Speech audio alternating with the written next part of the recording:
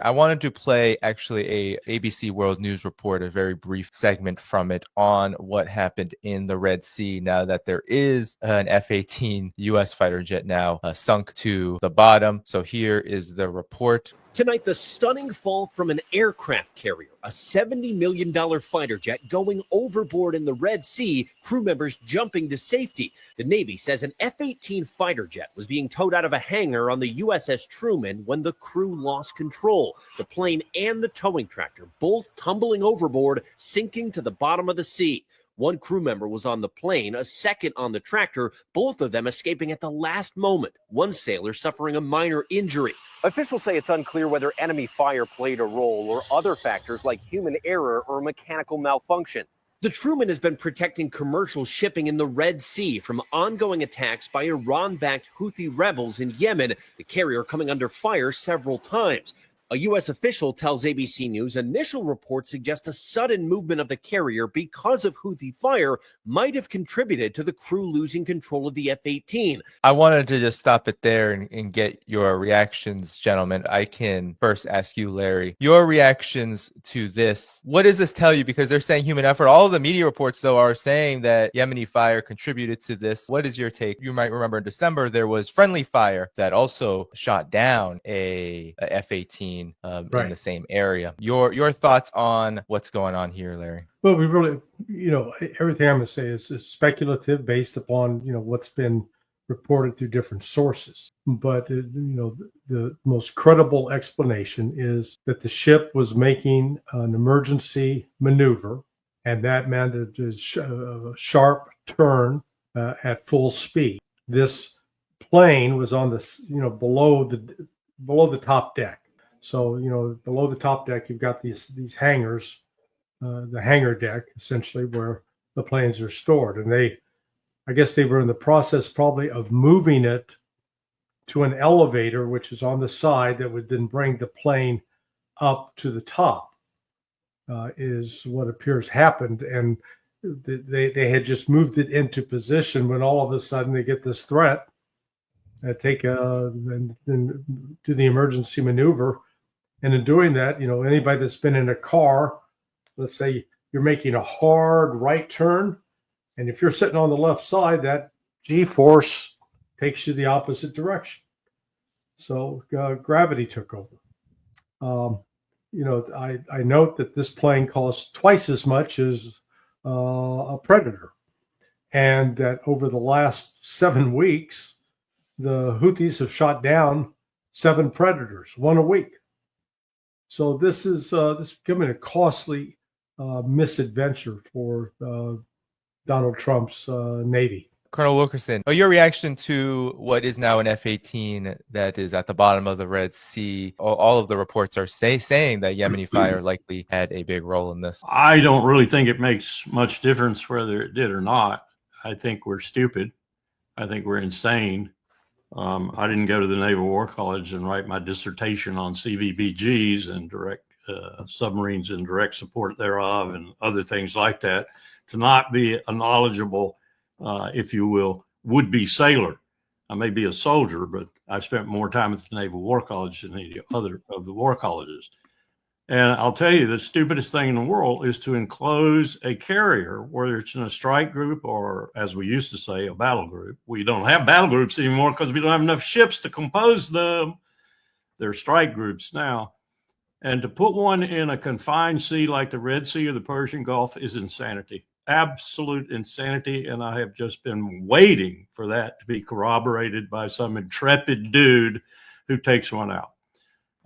If you want to get into some really serious stuff with the Navy, take your capital ships and put them into confined seas like we're doing now.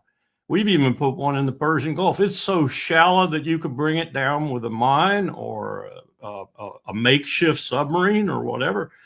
This is stupid. We're not using our assets properly, even in the sense of their employment, but we're certainly not using them properly to pound the hell out of the poor Al-Ansar, Houthis, whatever you want to call them, probably the only people who are really putting up some resistance of consequence to the slaughter in Gaza. Yeah, I'll just pull up an image of the route, Larry. Here is allegedly what the USS Harry Truman had to do in order to evade the fire. A very, very sharp turn. And talk about, Larry, what you make of this ongoing war, because reports are now that the United States has hit 1,000, some say 800 targets in Yemen. But even military defense news is saying that it's essentially all civilian targets. And yet you still have Ansarallah, or the Houthis as they're known in the mainstream media, continuing these operations to the point where incidents like these seemingly are more likely to happen or even worse. They're going back to the era of Vietnam. Instead of body counts, we're doing bombing counts. And oh my God, we must be winning. We've dropped so many bombs. Look, the fact of the matter is the United States has no effective intelligence on the ground. And what their ostensible objective is to destroy mobile missile launchers. Those missile launchers are kept underground. And they're kept underground in locations that no matter how many bombs the United States drops on it, is not going to destroy what's underground. The Houthis have learned from the North Koreans and the Iranians how to do that. So without effective intelligence, we're sort of guessing. And I guarantee you that the guys who are given the task of coming up with new targets are just like, scraping the bottom of the barrel because they can't come up with anything that's actually going to be effective in defeating or destroying the Houthis. And this goes back to World War II, where you always had these, at the time it was Army Air Corps, but later Air Force. They're always convinced, man, all we got to do is just drop enough bombs. And boy, that'll force a surrender. It's never worked. We got 80 plus years of history where it just hasn't worked. And so now that Hegseth and Company are the only way you can get be in a good position to attack a mobile launcher in Yemen is you got to have a Predator in the sky. It's got to be armed, and you've got to be able to say, oh, there it is, and then give the immediate order to hit it. But even doing that, the Houthis have managed, like I said, in 7 weeks to take out 7 of them. That's a minimum of $210 million. Or if you take the $40 million charge, it's at $280 million. And then, tack that on to a $70 million plane. And that's just in less than a month. They've blown through almost $500,000 when you factor in the cost of keeping those ships at sea.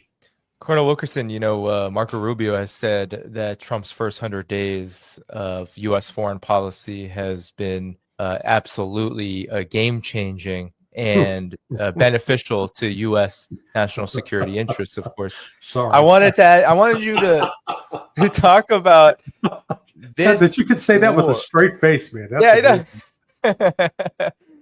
Oh man, yeah, no, it is difficult. It is difficult. But Colonel Wilkerson, it seems like the Trump administration is going to continue onward with this bombing campaign. And you talked about how putting the USS Harry Truman here is stupid. Talk about why then the United States would put their aircraft carriers in the Red Sea, in the line of fire. What exactly is, from your military expertise, what exactly is the purpose of this? I guess I'm confused by it, given that all I've seen is these constant battles between Ansarallah and the USS Harry Truman, which generally lead to either retreat or what we saw with the F-18. All I can do is give you the answer I gave you before. We're stupid.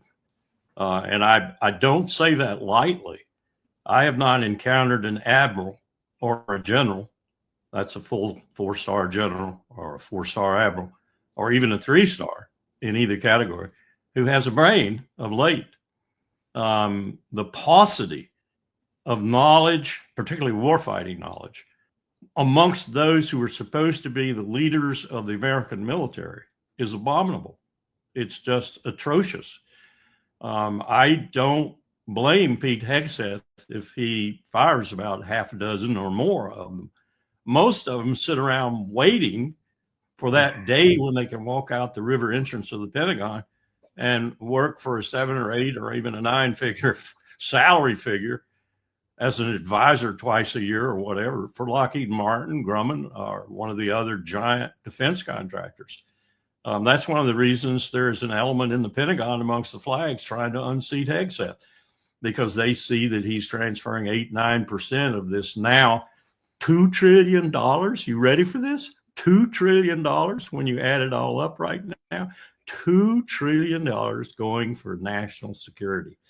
That includes factoring in that portion of the national debt, now over $1 trillion, that's attributable to national security outlays. So he's shifting some of that money away from these comfortable positions at Lockheed and RBX and Grumman and so forth that these people are going to get. That's all these people think about these days. I'm serious. There's such a paucity of strategic thinking and warfighting acumen in the Pentagon's flags and in the flags in general, even the unified command commanders who are called, quote, the warfighters, unquote.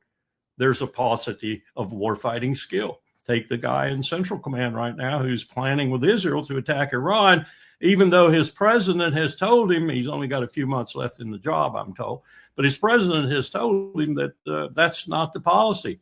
And he's fomenting against Hegseth too. Yeah.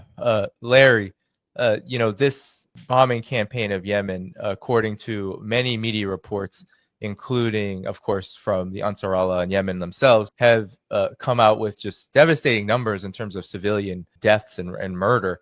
We have earlier in April, 70 people either killed and wounded, twice as many per in Ras Isa, the Yemeni port. And we also had a migrant detention center in Yemen where 70 African migrants were killed by U.S. bombing. Now, you mentioned Vietnam. I mean, as of us talking, we are talking right around the time of Vietnam, the end of the Vietnam War officially. Is this going to be the result of the U.S.'s bombing campaign? Is this going to be another Vietnam moment? Because unlike the Biden administration, which did at least cease its bombing campaign relatively quickly, Donald Trump seemingly is not doing that at all and actually is doubling down on continuing. Well, Trump and his team didn't learn anything from the Biden team, who didn't learn anything. I mean, this is bipartisan stupidity, to be honest about it. The Trump folks came in with, and Trump himself, I guess, they assumed, Biden wasn't really trying. Biden didn't use all the force that's necessary. And if we just step it up, boy, we'll get results. Again, I've heard this argument so many times with respect to Vietnam. We didn't lose. We just didn't try hard enough. It's a load of crap. We have trouble being honest with ourselves about the actual limitations of our military power. So, they've restarted Prosperity Guardian. They gave it a new name. And my God, we're going to show those Houthis. And all they're showing is that the United States is, a little impotent in the Red Sea. Colonel Wilkerson's exactly right about how foolish and dangerous it is to put, a carrier and its accompanying destroyers and cruisers in what's really a confined piece of water. Locating a ship like that is tough. And Yemen on its own doesn't have its an ISR capability where that they can go up, find it, locate it, pinpoint it, and then put the coordinates in on the missiles. That's, I think, one of the main reasons we've not yet had an actual carrier or destroyer sunk, simply because they're constantly moving, and it's not like those ballistic missiles that are being fired at it are being flown like a drone, where you have a pilot remotely piloting it. So, they've got themselves into a quagmire. They can blow up and kill a lot more civilians. All that's going to do is further enrage the Houthis and convince them that they're doing the right thing. And ultimately it's leading other countries to look at the United States and realize they're not actually as powerful as they claim to be. We're being exposed as that little man behind the curtain. Yeah. Colonel Wilkerson, anything you want to follow up there? No, I would just say that I think what we're looking at here is a case of Trump not knowing exactly what he's doing, like in so many other things that he's involved in right now. And that's a dangerous place to be for a president, especially when you have people arrayed around you, some of whom you selected yourself, that are not, in some cases, remotely competent in the positions in which you place them. And in other places, the learning curve is a little bit steep. Take Marco Rubio, for example. I'm sure that he might have the capacity someday to be a good diplomat, a good Secretary of State, but the Senate is not a preparatory place for that, and especially not the way Rubio treated his senatorial position. It's not a place to develop a diplomat. It's not a place to develop a man who has experience and talent and skill at working with other powers in the world to achieve American interests. So it takes time to get up to speed, if you will. Well, they don't have any time because Trump has put him in the ball game right off the bat, major ball game. We've got all these different things going where we're risking our power, risking our reputation. A headline in Haaretz this morning. Here's what it says: Trump, Netanyahu, and the death throes of the American and Zionist dreams, unquote.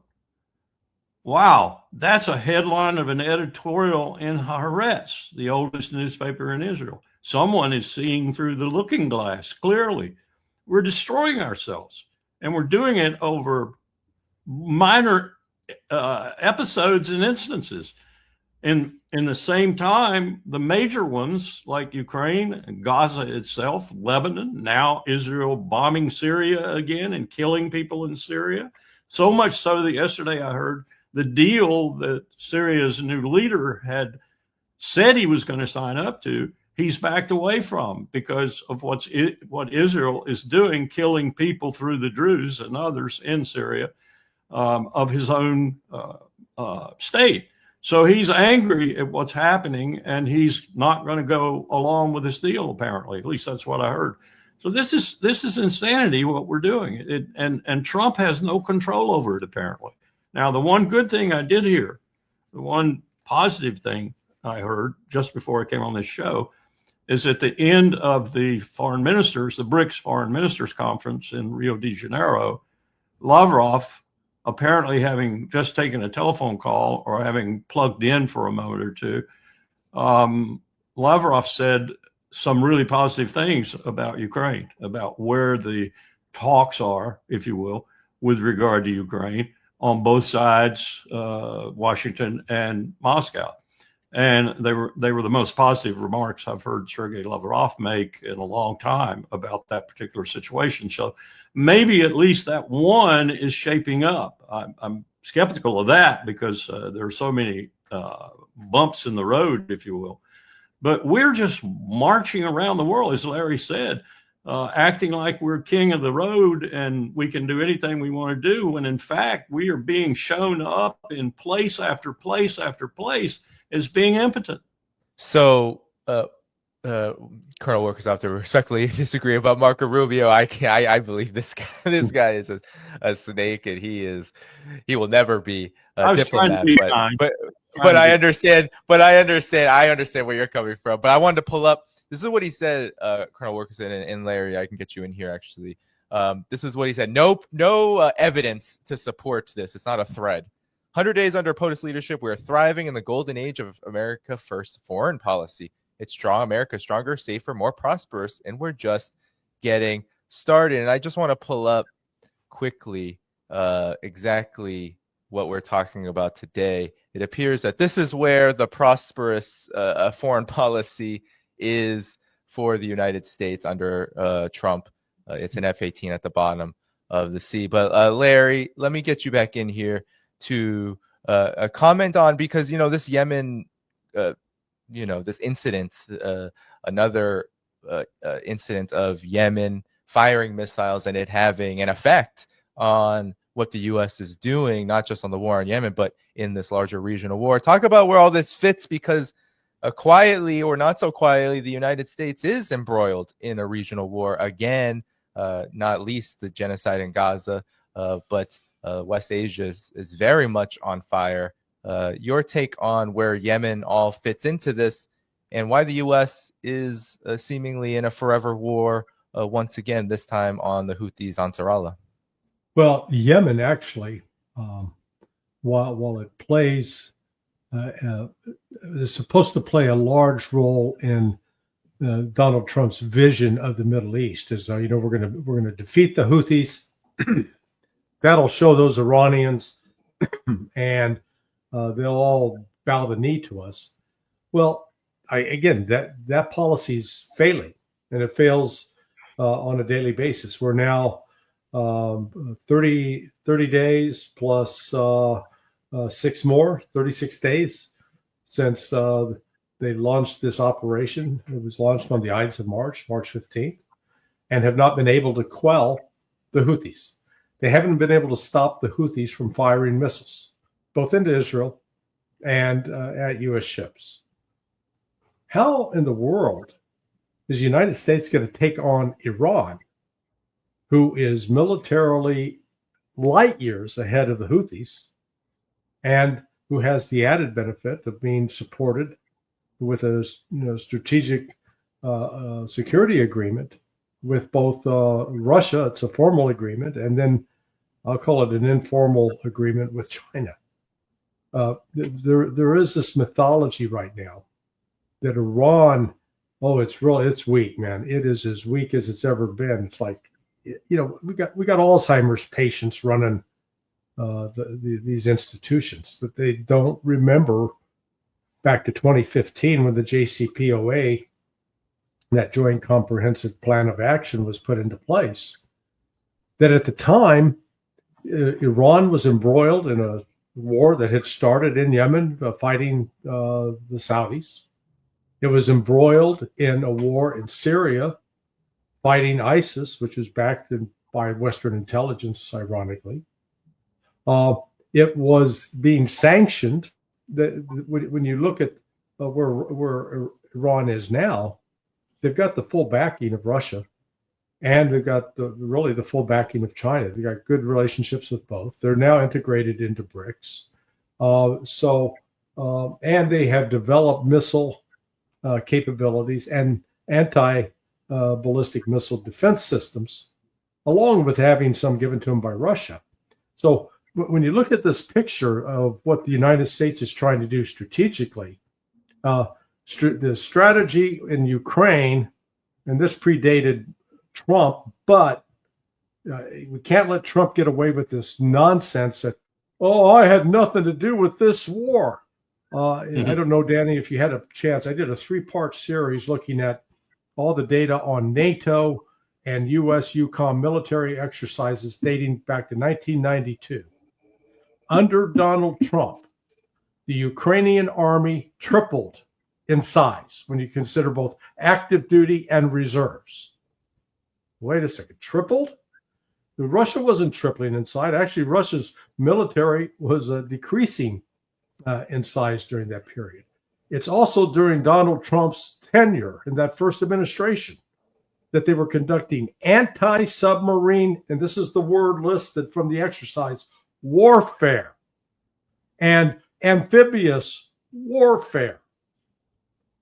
Those are not defensive exercises. Those are exercises in prep for offensive operations. This was all under Donald Trump.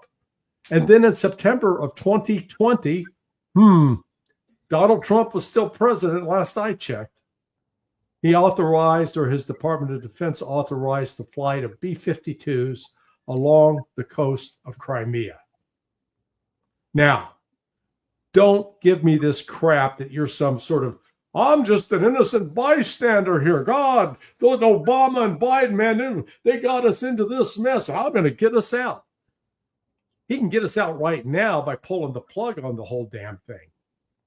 But instead, he's trying to keep up the pretense that he's got some Trump cards to play with Russia. Meanwhile, he continues to facilitate the genocide of Israel. It looks, though, that there's an escape valve. Russia is going to help him make a deal with Iran, and the deal is going to be very simple. Iran caps the enrichment program at 3.6%, turns everything else over to the Russians. The Russians keep it. The Russians run the 20% enrichment for medical isotopes and guarantee Iran supply of that. And Trump has prevented, and they get a permanent, firm guarantee with inspections that Iran will not build a nuke. Now, will Trump take that deal? Or will he say, well, no, since you're not going to give up all your missiles and you're not going to swear off contacts with Hamas, Hezbollah, and the Houthis, we're going to go to war with you. You will find out exactly how profoundly, if this man is really stupid or not. Just Yeah, add please. to what Larry's saying. I watched films yesterday that really took me back to 2006, I think it was, when Powell picked up the phone and called the president, George W. Bush, and said they just had a huge earthquake in Bam, centered on Bam in Iran, and we need to do things. I'm seeking your authorization. And Bush essentially said, I've already ordered things to start moving. There are search dog teams. There are fire departments alerted. All manner of support and help was going to our enemy, Iran, because eventually there'd be 30,000 plus deaths in this earthquake that occurred. Yesterday, I watched films of Russian airplanes dropping chemicals and water on the fire in Bandar Abbas, no doubt started by Israel. Wow, I said to myself, this is a real change. Russia is the humanitarian power in the world now, and on TV being displayed globally as such, whereas the United States is on TV being displayed as a stark raving idiot, bombing people in Yemen. This is incredible, the change that's taking place. And Trump, as Larry just said, and Biden, Blinken, and Sullivan presided over a lot of this and put the finishing touches on it in terms of absurdity and insanity. And Trump backing away from being a warmonger is laughable.